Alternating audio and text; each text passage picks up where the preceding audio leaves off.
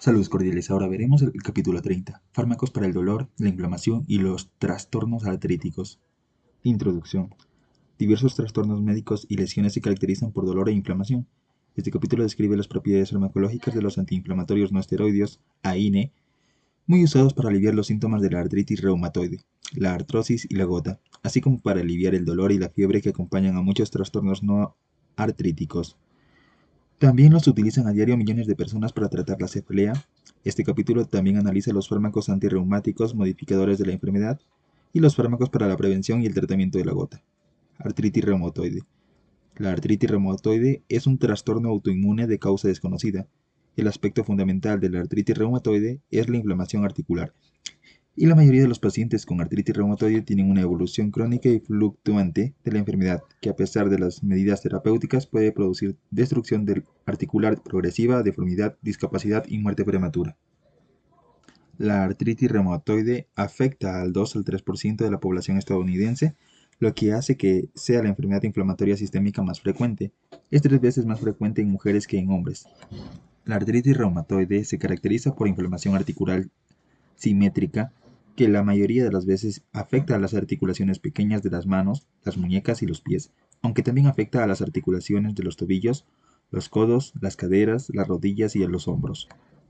En los pacientes con artritis reumatoide a menudo se observa inflamación cardiopulmonar, neurológica y ocular, y muchos pacientes presentan nódulos reumatoideos en las superficies extensoras de los codos, los antebrazos y las manos. Además, muchos pacientes tienen manifestaciones extraarticulares como vasculitis, linfadenopatía y esplenomegalia. La artritis reumatoide es desencadenada por mecanismos autoinmunitarios que llevan a la destrucción del tejido sinovial y de otros tejidos conjuntivos. En la patogenia de la enfermedad están implicados los mecanismos tanto humorales como celulares, que incluyen la activación de los linfocitos T y B, mediada por citocinas y la atracción y la activación de los macrófagos. Los leucocitos inflamatorios liberan posteriormente diversas prostaglandinas, compuestos citotóxicos y radicales libres que causan inflamación y destrucción articular. Los pacientes con artritis reumatoide tienen concentraciones elevadas de complejos inmunoglobulina G, factor reumatoideo IgG-FR, el filtrado extracorpóreo de estos complejos utilizando plasmaféresis de inmunoabsorción ha sido útil en algunos pacientes. En los pacientes con artritis reumatoide se utilizan los AINE para aliviar el dolor y la inflamación, y los fármacos antirreumatoides modificadores de enfermedad para suprimir la alteración anatomopatológica subyacente y ralentizar la progresión de la destrucción articular. Los lugares de acción de algunos antirreumáticos seleccionados se muestran en la figura 30.1 y se analizan más adelante. Artrosis. La artrosis, también denominada enfermedad articular degenerativa, es la enfermedad articular más frecuente en todo el mundo. Afecta aproximadamente el 10% de las enfermedades de más de 60 años de edad y se puede encontrar datos radiográficos de artrosis en la mayoría de las personas mayores de 65 años. Sin embargo, la enfermedad no se asocia simplemente al proceso de envejecimiento. Otros factores que aumentan el riesgo de artrosis incluyen obesidad, osteoporosis, tabaquismo, herencia, uso repetitivo de articulaciones en actividades laborales o de ocio y traumatismo articular. La artrosis afecta principalmente a articulaciones que soportan peso y produce deformidad y limitación de movimiento y discapacidad progresiva. El cartílago sufre engrosamiento, inflamación, reblandecimiento y adelgazamiento. Finalmente se destruye por completo la capa cartilaginosa, lo que lleva a erosión y microfracturas del hueso subyacente. Los principales síntomas de la artrosis son dolor, rigidez y debilidad muscular alrededor de las articulaciones afectadas. Las medidas no farmacológicas para el tratamiento de la artrosis incluyen protección e inmovilización articular, fisioterapia, prótesis ortésicas para apoyar los pies y cirugía de reemplazo articular. Las medidas farmacológicas incluyen AINE, inyecciones locales de glucocorticoides y fármacos condroprotectores experimentales, por ejemplo, sulfato de condroitina y glucosamina. Recientemente se ha aprobado el hialuronato sódico para la inyección articular como un tipo de reemplazo de líquido articular en el tratamiento de la artrosis. Es una solución viscoelástica estéril preparada a partir de crestas de gallo. Las formaciones carnosas que hay en la parte superior de la cabeza de los pollos. El antidepresivo duloxetina también está indicado para el tratamiento del dolor osteomuscular persistente causado por la artrosis crónica y el dolor lumbar crónico.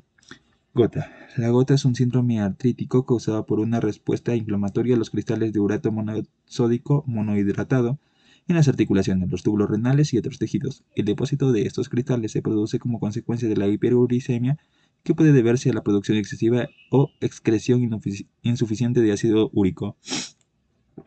Los factores de riesgo de gota incluyen obesidad, consumo de alcohol e hipertensión. La quimioterapia antineoplástica también puede aumentar el ácido úrico plasmático por la muerte y la lisis celulares, con lo que liberan purinas hacia el plasma. Las purinas son catabolizadas posteriormente a ácido úrico. La gota aguda se trata con AINE o colchicina para aliviar la inflamación articular.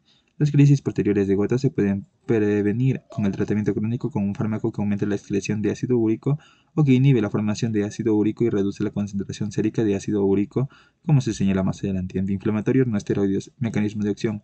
Los AINES constituyen una familia extensa de fármacos debidamente ácidos, cuyos efectos farmacológicos se deben principalmente a la inhibición de la ciclooxigenasa, una enzima que cataliza el primer paso a la síntesis de las prostaglandinas a partir del ácido araquitónico y de otros ácidos grasos precursores. La COX es una enzima microsómica que aparece en forma de dímero, dos moléculas unidas para formar una unidad funcional en la luz y la membrana del retículo endoplásmico. Los AINE reducen la actividad de la COX principalmente mediante la inhibición competitiva. Sin embargo, el ácido acetilsalicílico ejerce una inhibición covalente e irreversible de la COX. El efecto de la administración de AINE en una reducción de la producción de prostaglandinas y de otros autacoides. Efectos de las prostaglandinas.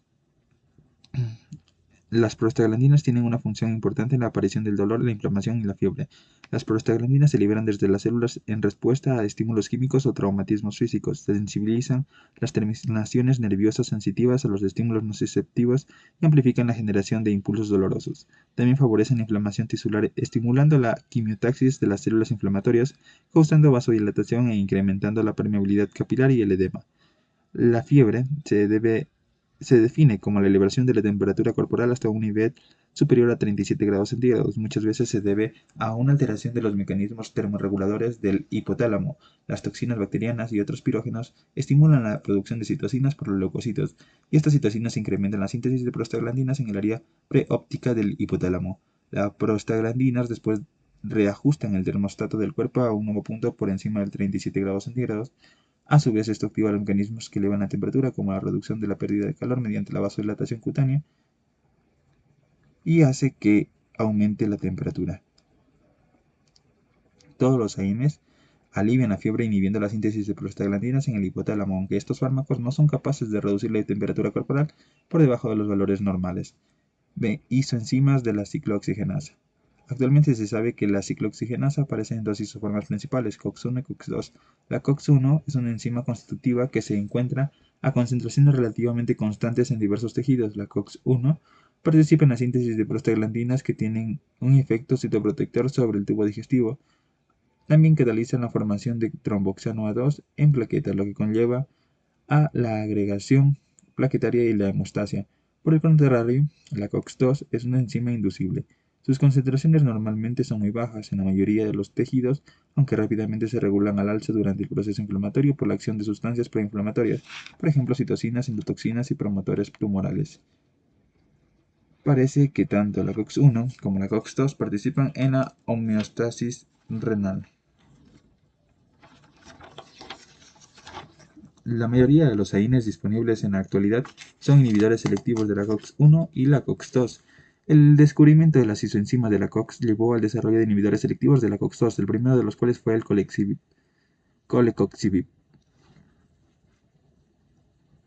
Estos inhibidores selectivos son antiinflamatorios eficaces y producen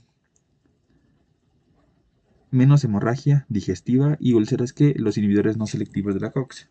Una tercera isoenzima de la COX, COX-3, que se ha descubierto recientemente, parece ser una variante que con ajuste alternativo de la COX-1. El paracetamol es un potente inhibidor de la COX-3 y es probable que este hallazgo explique que tenga poca acción antiinflamatoria. Fármacos específicos. Inhibidores no selectivos de la ciclooxigenasa.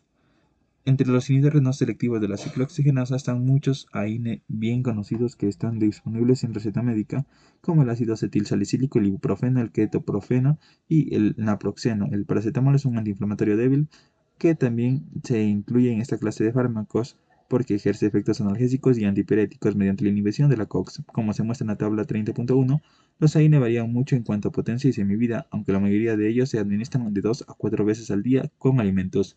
Habitualmente son suficientes dosis bajas de AINE para tratar el dolor de leve a moderado y contrarrestar la fiebre, mientras que generalmente hacen falta mayores para aliviar la inflamación asociada a los trastornos artríticos y las lesiones. Los AINES son particularmente eficaces en el alivio del dolor causado por la inflamación tisular o el traumatismo osteoarticular y se pueden combinar con analgésicos opioides para obtener un mayor efecto analgésico y reducir la necesidad de mayores dosis de opioides. Por ejemplo, los AINES se utilizan mucho para el tratamiento del dolor postoperatorio solos o combinados con un analgésico opioide. Aunque los AINES son eficaces en el alivio del dolor de los trastornos crónicos, su uso prolongado se asocia a diversos efectos adversos, como la hemorragia digestiva, úlceras pépticas y disfunción renal y hepática. El paracetamol produce menos efectos y problemas digestivos que otros inhibidores no selectivos de la COX, aunque también carece de una actividad antiagregante plaquetaria y antiinflamatoria significativa.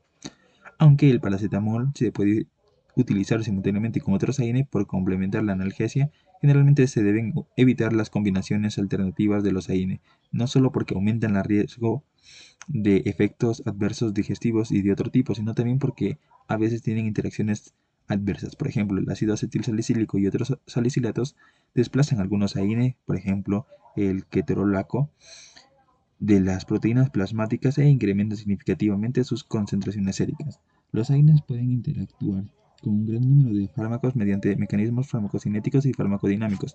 La mayoría de los AINE inhiben la secreción de renal de litio y puede aumentar las concentraciones séricas y la toxicidad de litio.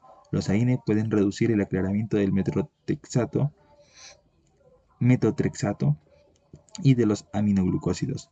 Puede interferir también en grados variables con el efecto antihipertensivo de los diuréticos, los agonistas de los receptores beta-adrenérgicos, los inhibidores de la angiotensina y otros fármacos antihipertensivos.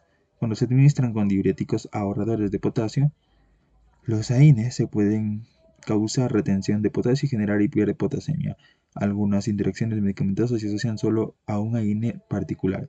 Por ejemplo, las dosis elevadas de salicilatos ejercen un efecto hipoglucémico que puede alterar los efectos de los antidiabéticos.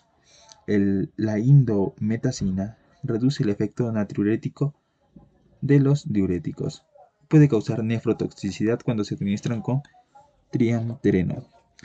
Se puede utilizar con seguridad dosis bajas de paracetamol para la analgesia y la reducción de la fiebre durante el embarazo. Sin embargo, no se recomienda en general el uso de otros AINE durante la segunda mitad del embarazo por los posibles efectos adversos para el feto. Estos efectos se deben a la inhibición de la prostaglandina e incluyen hemorragia digestiva, inhibición plaquetaria, disfunción renal y cierre prematuro del conducto arterial. Ácido acetil salicílico y otros salicilatos. Originalmente se reconoció la utilidad terapéutica de los salicilatos cuando se identificó que eran los ingredientes activos de la corteza del sauce y de otro material vegetal que se utilizaba en medicina tradicional para aliviar el dolor y la fiebre. El ácido acetil salicílico se sintetizó en 1899 durante la búsqueda de un derivado de los salicilatos que fuera menos irritantes para el estómago que el ácido salicílico. El ácido acetil salicílico se utilizó pronto en todo el mundo como analgésico, antipirético y antiinflamatorio. Los derivados del ácido salicílico incluyen ácido acetil salicílico y varios fármacos no acetilados, como salsalato, salicilato de colina y magnesio y metilsalicilato, salicilato de metilo. Efectos farmacológicos e indicaciones. En los adultos se pueden utilizar salicilatos para el tratamiento del dolor, la fiebre y la inflamación, así como para la profilaxis del infarto de miocardio, el accidente cerebrovascular y otros trastornos tromboembólicos. Se debe evitar el uso de salicilatos en niños porque el riesgo de síndrome de Reye parece que está incrementando en niños infectados por virus que son tratados con estos fármacos. El efecto analgésico, antipirético y antiinflamatorio del ácido acetilsalicílico y de otros salicilatos se debe a la inhibición inespecífica de la COX en los tejidos periféricos y en el sistema nervioso central. El ácido acetilsalicílico acetila irreversiblemente la COX plaquetaria y tiene un efecto más duradero sobre la síntesis de tromboxano que otros salicilatos. El efecto antiagregante plaquetario del ácido acetilsalicílico persiste aproximadamente 14 días, mientras que el de la mayoría de los demás AINES es mucho más corto. El efecto es prolongado porque las plaquetas carecen de núcleos y no sintetizan nueva COX. Los salicilatos habitualmente se administran por vía oral, aunque también se dispone de formulaciones para la administración tópica y rectal.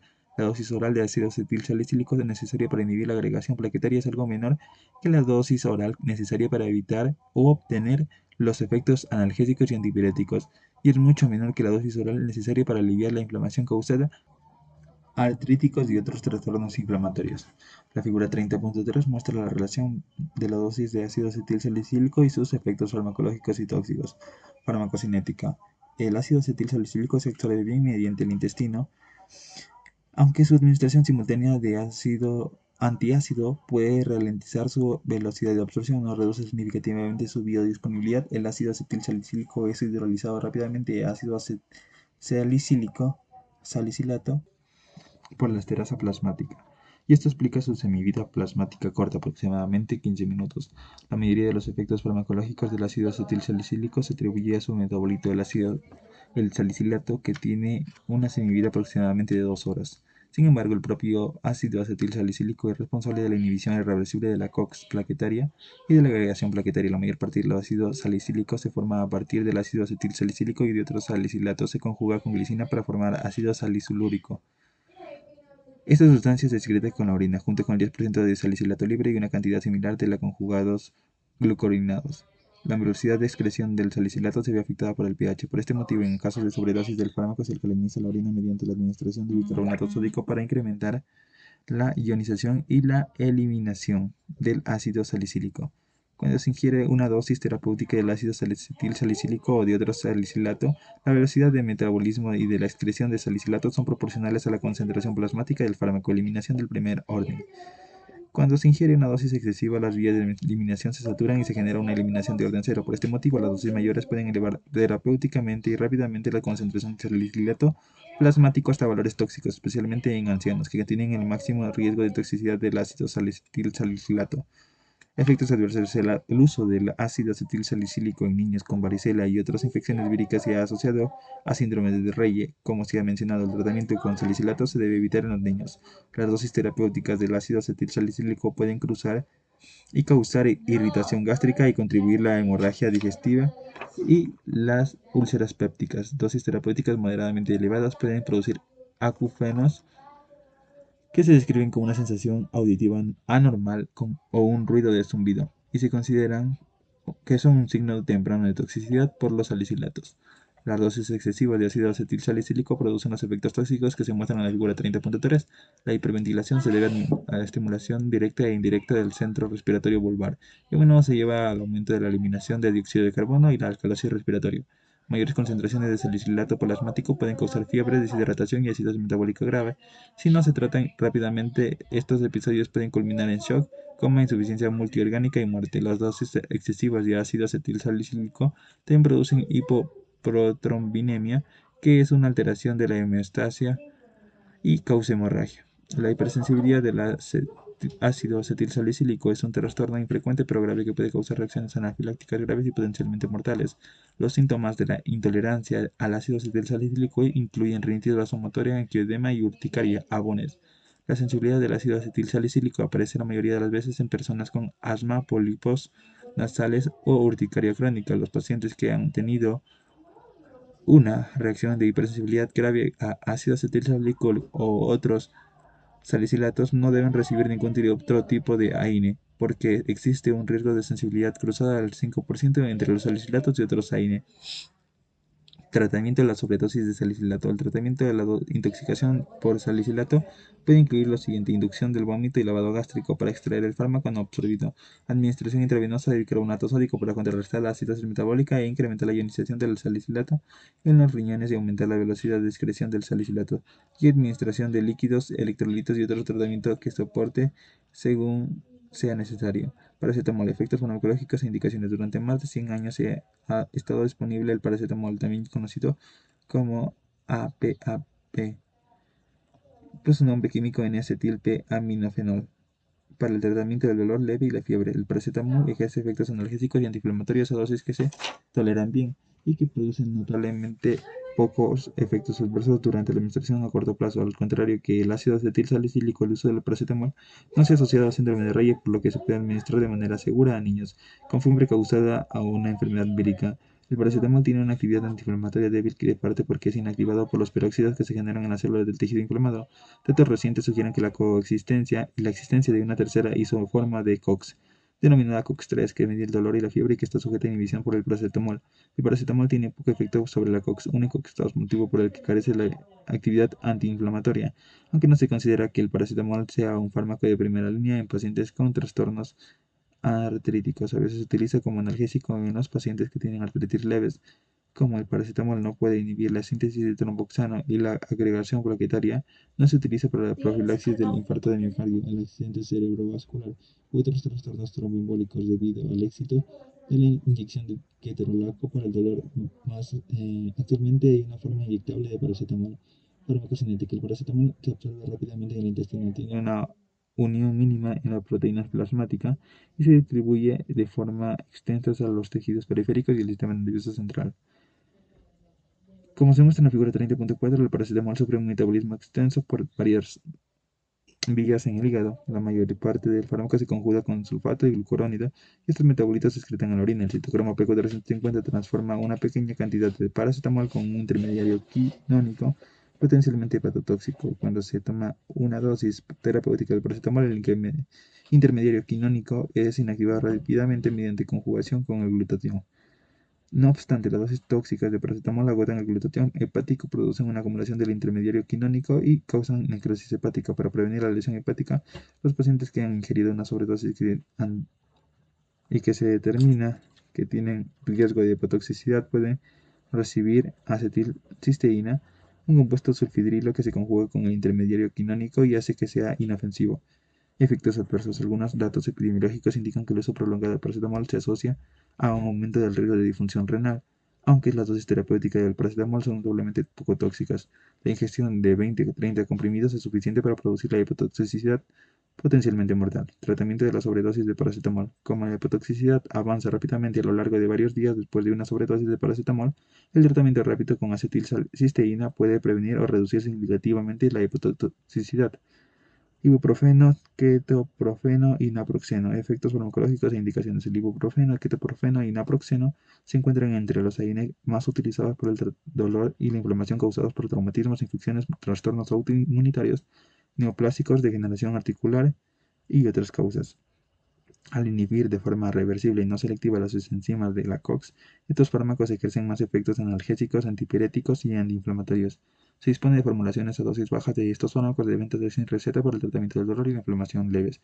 Hacen falta formulaciones con dosis mayores para tratar la mayoría de los trastornos artríticos y es necesaria la receta médica. El ibuprofeno está combinado con antagonista de los receptores histamínicos H2 famotidina en una nueva formulación indical para la artritis reumatoide y la artrosis, que se ha visto que reduce el riesgo de presentar úlceras digestivas.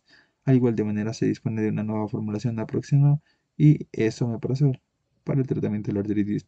El esomeprazol es un inhibidor de la bomba de protones que reduce el riesgo de úlceras que constituyen una consecuencia del tratamiento prolongado con AINE. Fármacos cinéticos de ibuprofeno, ketoprofeno y el naproxeno se administran por vía oral, se distribuyen ampliamente y sufren un metabolismo extenso del hasta metabolitos inactivos en el hígado antes de ser excretados por el riñón. El naproxeno tiene una semivida aproximadamente y prolongada de 14 horas, que el ibuprofeno y el ketoprofeno 2 horas en ambos casos. Por este motivo, el naproxeno se administra 2 veces al día, mientras que el ibuprofeno y el ketoprofeno habitualmente se administran dosis de 4 veces al día.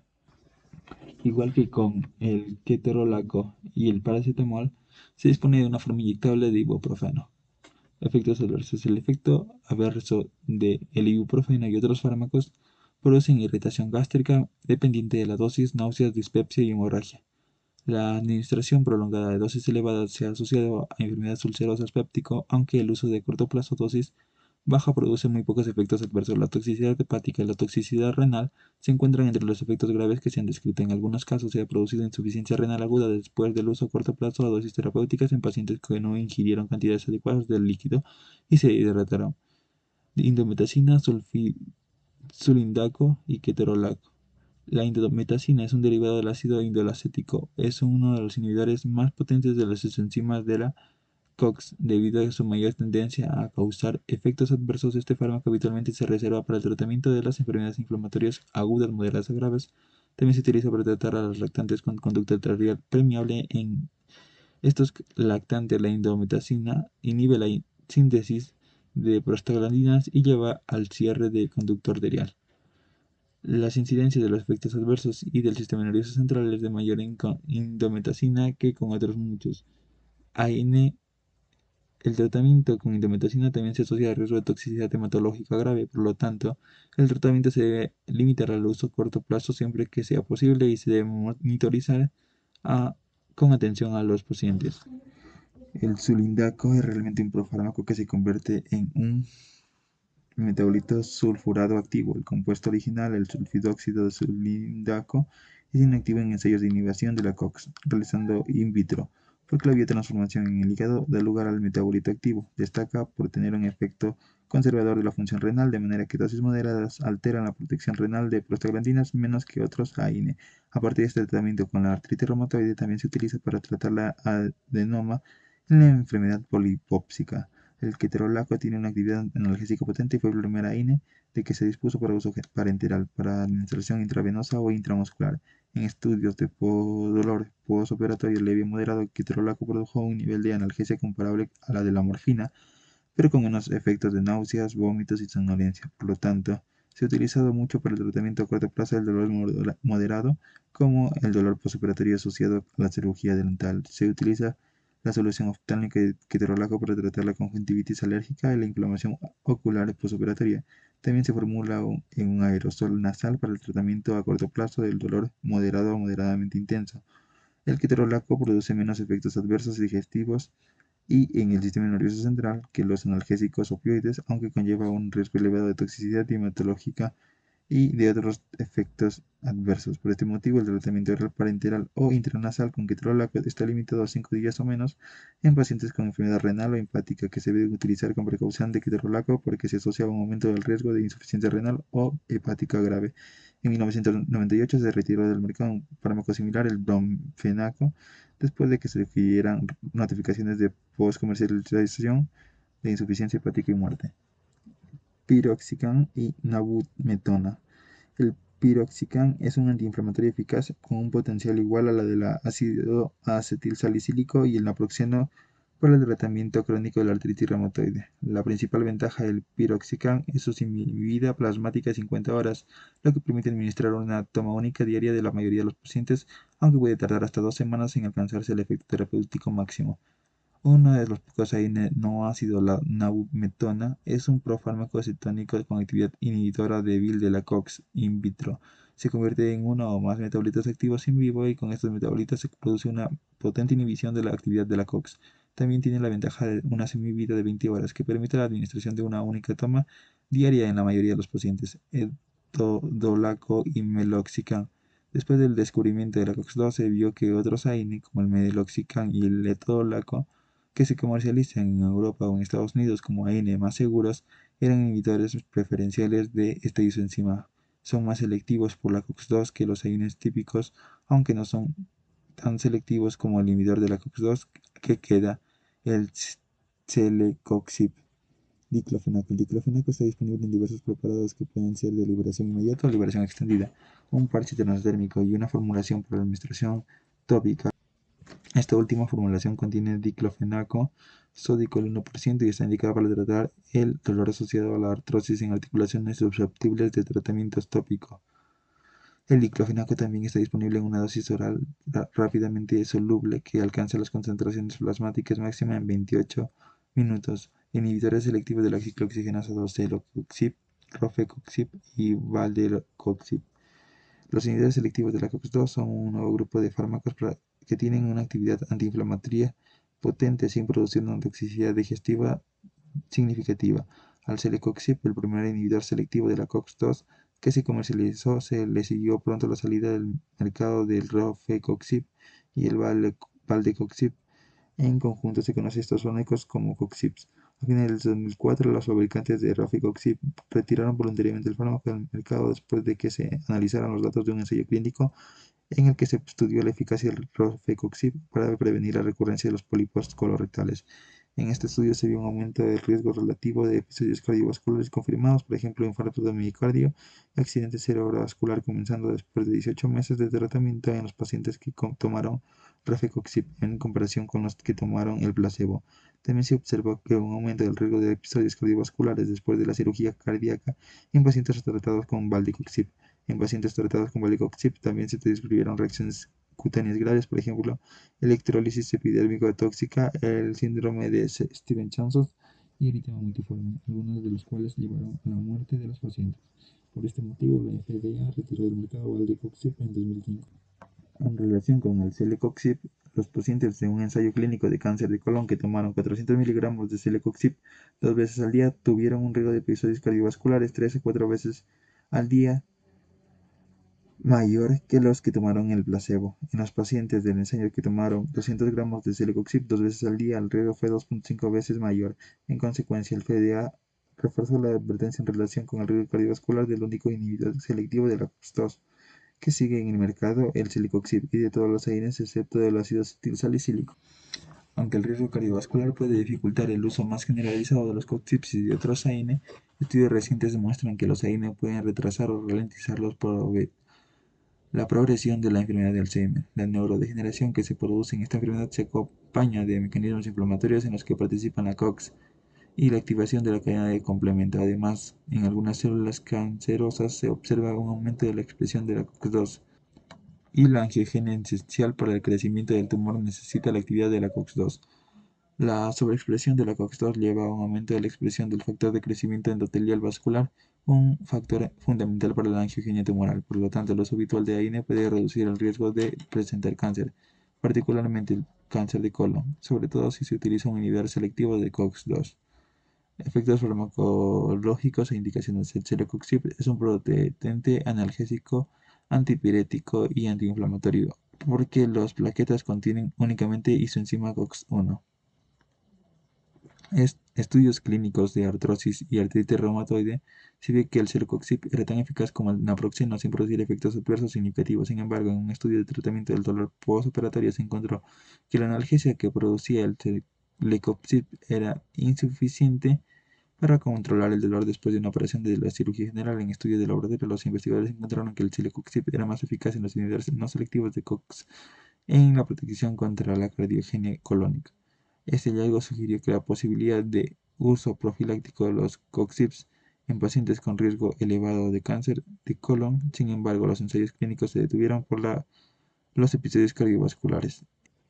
Farmacocinética. El Colecoxib está disponible para su administración oral y generalmente se toma 2 veces al día. El fármaco se absorbe rápidamente en el intestino, es metabolizado por la enzima CYP2C9 del citocromo P450 y se excreta en las heces y la orina. Son semividas de aproximadamente 11 horas.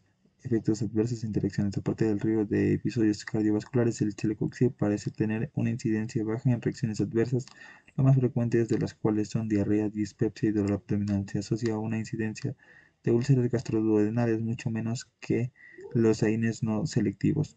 Como el Celecoxib es el metabolizado por las enzimas CYP-C9, fármaco como el fluconazol, la fluvastatina y el safirlucas pueden inhibir su metabolismo e incrementar su concentración sérica. En pacientes tratados simultáneamente en estos fármacos, a causa de interacción, se debe utilizar dosis menores de Celecoxib. Fármacos antirreumáticos modificadores de la enfermedad. Los FARME son fármacos que pueden ralentizar la progresión de las erosiones articulares en los pacientes con artritis reumatoide. Son ejemplos de FARME las sales de oro, los glucocorticoides, la hidroxicloroquina y el metrotexato, y diversos nuevos fármacos que actúan sobre el sistema inmunitario, como la leflunomida, el etanercept y el infliximab. Estos fármacos dan y tienen un inicio de acción diferido, y sus efectos beneficiosos antirreumáticos tardan entre semanas y meses en manifestarse. Varios estudios indican que muchos pacientes con ARE es más eficaz que una combinación de fármaco que un único otro fármaco. Los FARME actúan mediante diversos mecanismos para suprimir la proliferación y la actividad de los linfocitos y los leucocitos polimorfonucleares y así contrarrestar su capacidad de causar inflamación y destrucción articulares. Como la erosión articular habitualmente se encuentra en los primeros 2 años de la artritis reumatoide, muchos reumatólogos prescriben FARME ya en el momento del diagnóstico. Sin embargo, la utilidad de los FARME muchas veces está limitada por su toxicidad o la pérdida de eficacia a lo largo del tiempo, y muchos pacientes deben dejar de tomarlos en los 5 años siguientes al comienzo de la terapia. Sales de oro. Las sales de oro se utilizan por primera vez en tratar la artritis reumatoide a final de la década de 1920, después del hallazgo de Robert Koch en 1890 que el oro elemental inhibía el crecimiento de Mycobacterium tuberculosis y la carencia errónea de que la rumefacción articular característica de la artritis reumatoide está causada por esta bacteria, aunque en otros tiempos se utilizaron mucho más para tratar esta enfermedad. Su popularidad ha disminuido con la introducción de los nuevos fármacos, que tienden a ser más eficaces y menos tóxicos. Sin embargo, todavía se dispone de preparaciones y preparados de oro oral y parenteral. El compuesto oral auranofina se absorbe bien mal en el intestino y puede ser menos eficaz en los preparados parenterales como el tiomilatos de sodio y oro, también denominado aurotiomalato sódico. Se dispone de un segundo de preparado de oro para la administración intravenosa en forma de aurotio-glucosa. Los efectos antirreumáticos de los sales de oro habitualmente no se observan hasta 3 a 6 meses después de comenzar la terapia. No se conoce bien la acción de las sales de oro en la artritis reumatoide, aunque se han propuesto que se relaciona con la actividad antimitocondrial y la apoptosis celular. Las sales de oro pueden producir diversos efectos adversos hematológicos, dermatológicos, gastrointestinales y renales. En ocasiones se observan sofocos, hipotensión y taquicardia. Frecuentemente se producen exantemas y estomatitis y se debe suspender el tratamiento hasta que desaparezcan. Glucocorticoides. Durante muchos años la prednisona y otros glucocorticoides han sido importantes para el tratamiento de la artritis reumatoide. Estos fármacos inducen la formulación y la formación de hipocreatinina, una proteína que inhibe la activación de la fosfolipasa A2. Mediante este mecanismo inhiben la liberación del ácido araquidónico desde las membranas celulares y la formación de prostaglandinas. Los glucocorticoides también inhiben la producción de numerosas citocinas como las interleucinas y el factor de necrosis tumoral mediante la síntesis de proteínas que inhiben la acción. Los glucocorticoides también actúan más rápidamente que otros fármacos, pero su uso prolongado está limitado por la aparición de efectos adversos. A la vista de estos hechos, los glucocorticoides se han utilizado de diversas formas para tratar a la paciente con artritis reumatoide o con otras enfermedades articulares inflamatorias. Por ejemplo, se han utilizado para inducir una remisión de la enfermedad en el momento en el que se inicia el tratamiento con otro fármaco de acción más lenta, para administrar ciclos cortos de terapia durante el brote de la enfermedad y para disponer de un tratamiento de fondo continuo a una dosis bajo pertinencia a los que se trata con otros fármacos y AINE. Otros fármacos antirreumáticos modificadores de enfermedad.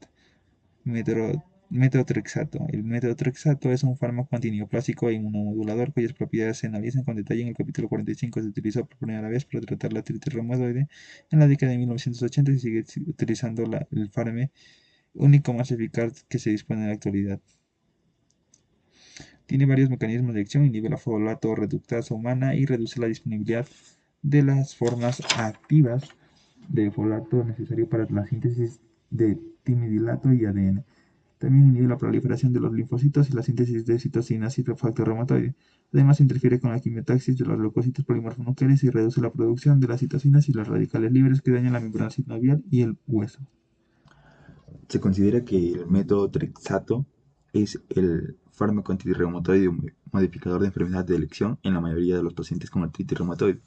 El fármaco se puede administrar por vía oral o intramuscular y tiene un inicio de acción bastante rápido, observándose los efectos beneficiosos tan pronto como de 2 a 3 semanas después del inicio del tratamiento. El 45% de los pacientes continúa con el tratamiento durante al menos 5 a 7 años y en algunos pacientes se ha demostrado su eficacia manteniendo al menos durante 15 años, hasta 15 años. El uso combinado de metotrexato y otros fármacos antirreumatoides modificadores de enfermedad, FARME, suelen ser más eficaces que la monoterapia. Los pacientes con artritis reumatoide generalmente toleran bien el tratamiento con metotrexato, aunque pueden producir reacciones adversas gastrointestinales, hematológicas, hepáticas y pulmonares. Se encuentran elevaciones de las concentraciones de las enzimas hepáticas en hasta el 15% de los pacientes tratados con metotrexato, aunque la hepatotoxicidad grave es poco habitual. La administración de suplementos de ácido fólico no reduce la eficacia del fármaco y puede prevenir algunos de estos efectos adversos. El uso de metotrexato está contraindicado en el embarazo. Leflunomida. La leflunomida es un nuevo inmunodepresor que actúa como un inhibidor potente de la proliferación de los leucocitos y los linfocitos T. El metabolito activo de la leflunomida inhibe una enzima fundamental en la síntesis de las pirimidinas, la dihidrooratato deshidrogenasa, e impide la replicación del ADN y la síntesis del ARN y de las proteínas en las células inmunitarias. La leflunomida se convierte en su metabolito activo, la teriflunomida, en la pared intestinal y el hígado. La teriflunomida sufre un metabolismo adicional y se excreta en la orina y las heces, con una semivida de eliminación de aproximadamente 2 semanas. La teriflunomida también está comercializada y está indicada para el tratamiento de la esclerosis múltiple. La leflunomida se comercializa como una alternativa al metotrexato para el tratamiento de primera línea de la artritis reumatoide. En un ensayo controlado, el 41% de los pacientes tratados con leflunomida tuvieron una mejoría significativa del dolor a la palpación y la tonefacción articulares, en comparación con el 35% de los pacientes tratados con metotrexato y el 19% de los que recibieron el placebo. Los efectos adversos de la leflunomida incluyen diarrea y alopecia reversible, calvicie, puede incrementar las concentraciones séricas de las enzimas hepáticas y aumentar el riesgo de hepatotoxicidad. Tanto en monoterapia como cuando se combina con metotrexato, el metabolito activo de la leflunomida inhibe la isoenzima CYP2C9, por lo que puede incrementar las concentraciones séricas de muchos fármacos, como el ibuprofeno y algunos otros AINE. La leflunomida es teratogena, por lo que su uso está contraindicado en el embarazo. Hidroxicloroquina. La hidroxicloroquina es un antipalúdico relacionado con la cloroquina. Se utiliza mucho como FARME. Reduce la quimiotaxis y la fagocitosis de los leucocitos polimorfonucleares y disminuye la producción de radicales superóxidos por estas células. Tiene un inicio de acción lento y puede hacer falta 6 meses de tratamiento para que se observen los efectos beneficiosos. No produce los efectos tóxicos mielodepresores, hepáticos y renales, como otros muchos FARMES. A veces produce trastornos digestivos y se debe monitorizar los pacientes tratados con hidroxicloroquina para descartar efectos adversos oculares como visión borrosa, escotomas y ceguera nocturna. Inmunomoduladores. Fármacos bloqueantes del factor de necrosis tumoral alfa. Los fármacos bloqueantes del factor necrosis tumoral alfa son inmunomoduladores que ejercen sus efectos uniéndose al TNF-alfa e inactivándolo. El TNF-alfa es una de las citoquinas proinflamatorias que producen los macrófagos y los linfocitos T activados. Se encuentran concentraciones elevadas de TNF-alfa en el líquido sinovial de las articulaciones de los pacientes con artritis reumatoide y es importante tanto en la inflamación patológica como en la destrucción articular, que son aspectos fundamentales de la artritis reumatoide. Los nuevos fármacos tienen novedosos mecanismos de acción, como impedir la unión de interleucina y activando la activación de los linfocitos T, y se presentan más adelante. El etanercept es una proteína formada mediante la recombinación de los receptores TNF-alfa solubles con fragmentos de Fc de la inmunoglobulina G1 humana, IgG1, en comparación con la proteína original. La proteína recombinante puede antagonizar el TNF-alfa en mayor medida y tiene una semivida más prolongada. En estudios experimentales en varios modelos animales de artritis reumatoide y en ensayos clínicos posteriores en pacientes con esta enfermedad, se ha encontrado que el tratamiento con etanercept es eficaz. En un estudio clínico de 3 meses, el 75% de los pacientes con artritis reumatoide tuvieron una mejoría significativa de los síntomas y los signos de la enfermedad. En general, el fármaco se tolera bien, aunque fueron frecuentes las reacciones en el punto de inyección. El fármaco actualmente está indicado en pacientes cuya artritis reumatoide es refractaria al tratamiento con metotrexato o con otros fármacos. Se puede utilizar en monoterapia combinado con metotrexato. El infliximab es un anticuerpo monoclonal quimérico humano murino, ratón, que inactiva el TNF-alfa. Se utiliza para tratar la enfermedad de Crohn y la artritis reumatoide. En un ensayo clínico, el tratamiento con infliximab produjo una mejoría de las manifestaciones de artritis reumatoide en el 80% de los pacientes cuya enfermedad era refractaria a otros fármacos. En otro estudio se vio que el infliximab era más eficaz cuando se combinaba con metotrexato, que en monoterapia se administra por vía intravenosa en intervalos de 4 a 12 semanas. El adalimumab es un anticuerpo monoclonal IgG1 específico contra TNF-alfa humano. Se elabora mediante la tecnología de DNA recombinante en un sistema de expresión de células de mamífero y se purifica para excluir partículas víricas. En los pacientes adultos, adalimumab se administra cada 2 semanas mediante inyección subcutánea. Durante el tratamiento con adalimumab se puede mantener con seguridad el metotrexato, los glucocorticoides, los salicilatos, los AINES, los analgésicos y otros fármacos. Algunos pacientes que no toman también metotrexato pueden mejorar más aumentando la frecuencia del adalimumab a 40 miligramos a la semana. El certolizumab es un anticuerpo monoclonal belijado dirigido contra el TNF-alfa. Al combinar la molécula activa con polietilenglicol, el producto resultante permanece más tiempo en el cuerpo y tiene una actividad mantenida. El golimumab es un anticuerpo monoclonal humano que se une a forma soluble y transmembranaria del TNF-alfa humano. Esta interacción impide que el TNF-alfa se una a sus receptores e inhibe su actividad biológica. El golimumab, combinado con metotrexato, está indicado por el tratamiento de pacientes adultos con artritis reumatoide con actividad moderada e intestinal. Todos los fármacos bloqueantes de TNF-alfa produjeron infecciones graves y sepsis. En algunos casos mortales, durante los ensayos clínicos, muchas de las infecciones graves se observaron en pacientes que recibían también tratamiento inmunodepresor, que además de la propia artritis reumatoide, les pudo predisponer a las infecciones. También se observaron tuberculosis y micosis oportunistas invasivas durante el tratamiento con bloqueantes del TNF-alfa. En septiembre del 2011, la FDA obligó a la inclusión de una nueva advertencia especial en la información para la prescripción de todos los bloqueantes del TNF-alfa, que advierte específicamente del riesgo de neumonía por Legionella, también conocida como legionellosis, y de infecciones por Listeria. También se ha descrito linfomas en pacientes tratados con fármacos bloqueantes del TNF-alfa. En ensayos clínicos, los pacientes con artritis reumatoide, particularmente los que tenían una enfermedad muy activa, tenían mayor riesgo de aparición de linfoma. Se desconoce la participación de los bloqueantes del TNF-alfa en la aparición de esta neoplasia maligna. Otros fármacos inmunomoduladores, el anakinra,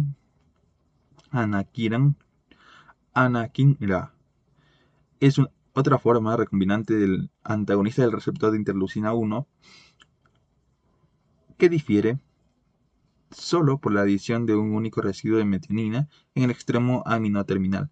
Bloquea la actividad biológica de la interleucina 1, inhibiendo competitivamente la unión de interleucina 1 al receptor de la interleucina 1 tipo 1.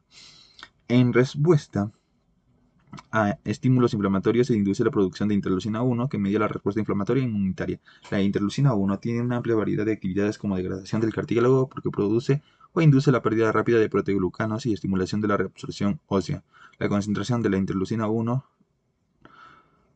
del antagonista de la interleucina 1 tiene una amplia variedad de actividades como degradación del cartílago porque induce la pérdida rápida de proteoglucanos y estimulación de la reabsorción ósea. La concentración del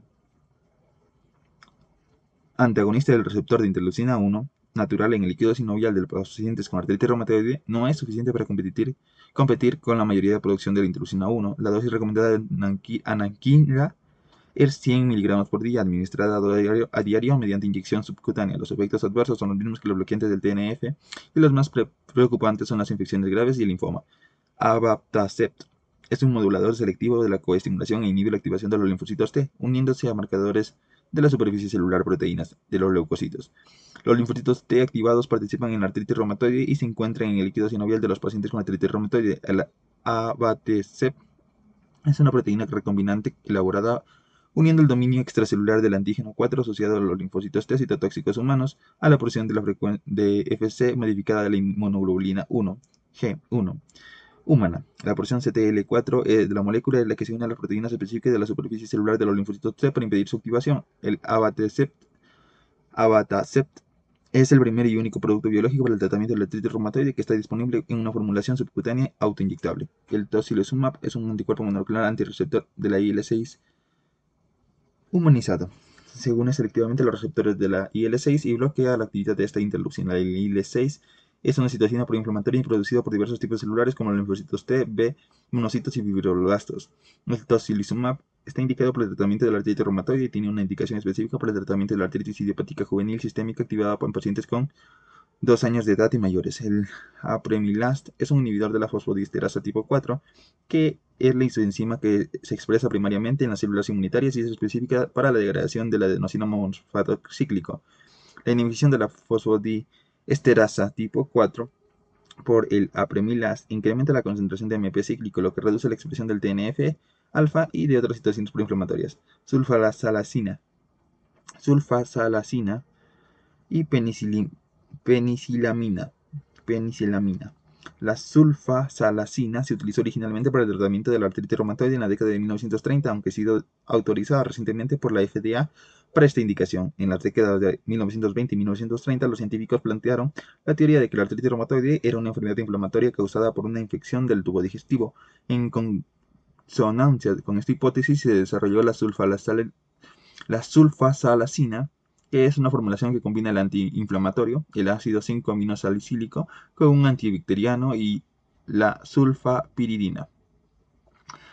Experimentos recientes sugieren que la sulfapiridina no es activa frente a la artritis reumatoide, aunque se desconoce el mecanismo exacto. Como la sulfasalacina es una sulfonamida, no la deben tomar personas que sean alérgicas a esta clase de fármacos. La D-penicilamina es un compuesto derivado de la penicilina que se utilizó frecuentemente en el pasado, aunque su uso en la actualidad ha disminuido por el creciente de otros fármacos, metrotexato, por ejemplo. No se conoce exactamente el mecanismo del efecto beneficioso de la penicilamina en la artritis reumatoide, aunque se sabe que reduce las concentraciones sanguíneas de las citocinas inflamatorias. Los efectos de la penicilamina pueden tardar hasta 3 meses en manifestarse, sin embargo, si no se ve ningún efecto en un año, se debe interrumpir. La penicilamina también se utiliza como quelante del cobre en el tratamiento de la enfermedad del Wilson.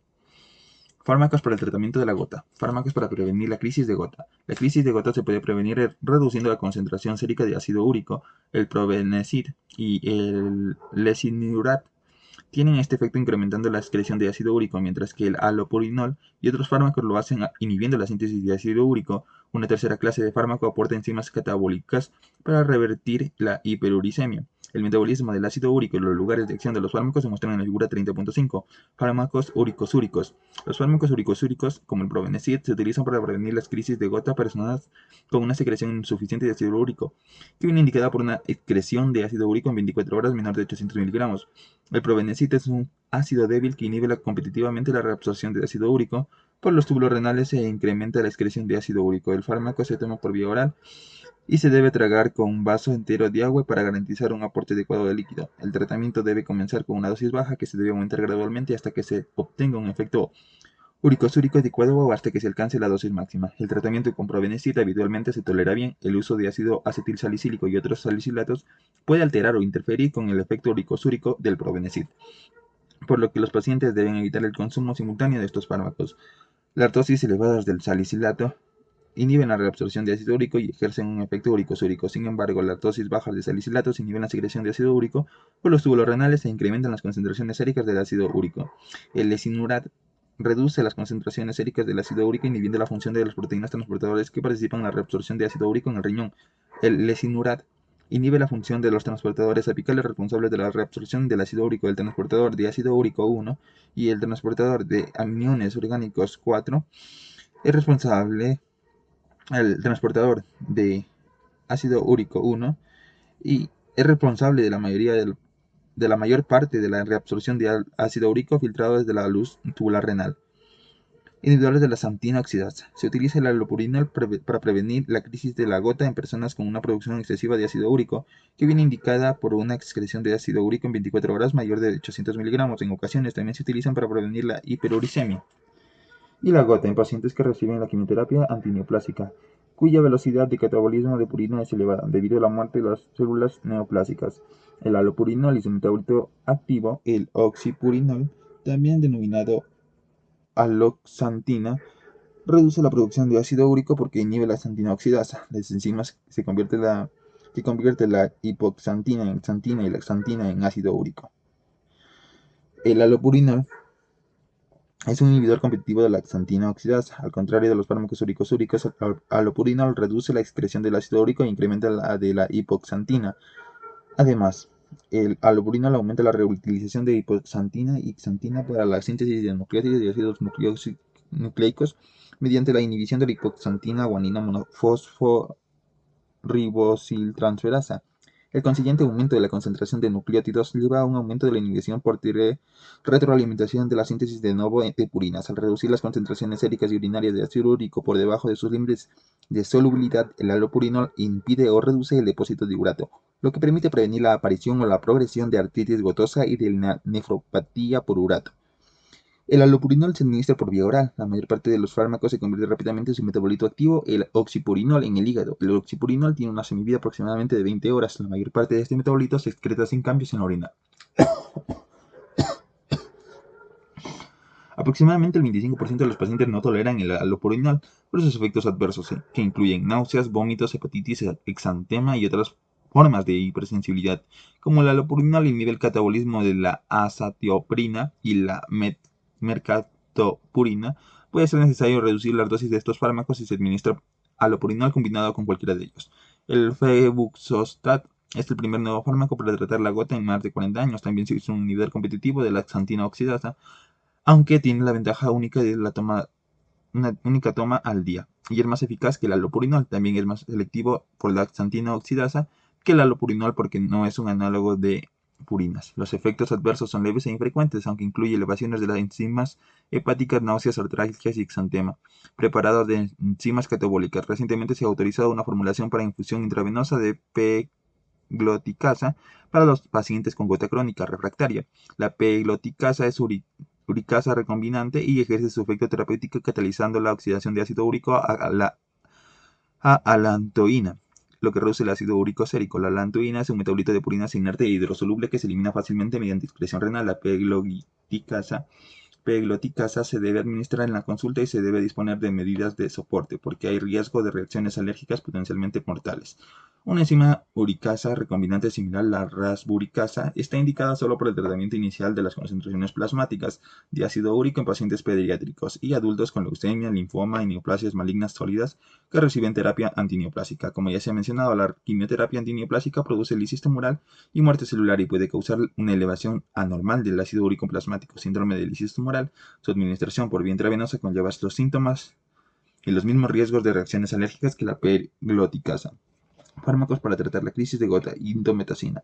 En pacientes con gota aguda se administra un antiinflamatorio potente para aliviar rápidamente el dolor, aunque la indometacina se utiliza mucho para esta indicación. Otros AINE suelen ser más eficaces cuando se utiliza una dosis adecuada. Si estos fármacos no alivian el dolor o no son tolerados por el paciente, se puede administrar colchicina por vía oral o parenteral. Colchicina. Tradicionalmente se utiliza colchicina para tratar la gota aguda, aunque actualmente se utiliza con menos frecuencia por sus desagradables efectos adversos que incluyen náuseas, vómitos, diarrea y dolor abdominal cólico. Se cree que el fármaco actúa desorganizando los microtúbulos e inhibiendo la motilidad de los leucocitos inflamatorios y bloqueando así su capacidad de causar inflamación articular, inducida por cristales de urato. La colchicina se absorbe rápidamente después de su administración oral. Es metabolizada potencialmente en el hígado y el fármaco, y sus metabolitos se excretan por la vía biliar y fecal. Si el tratamiento con colchicina produce efectos adversos que se han indicado, se debe interrumpir el tratamiento para evitar una toxicidad más grave.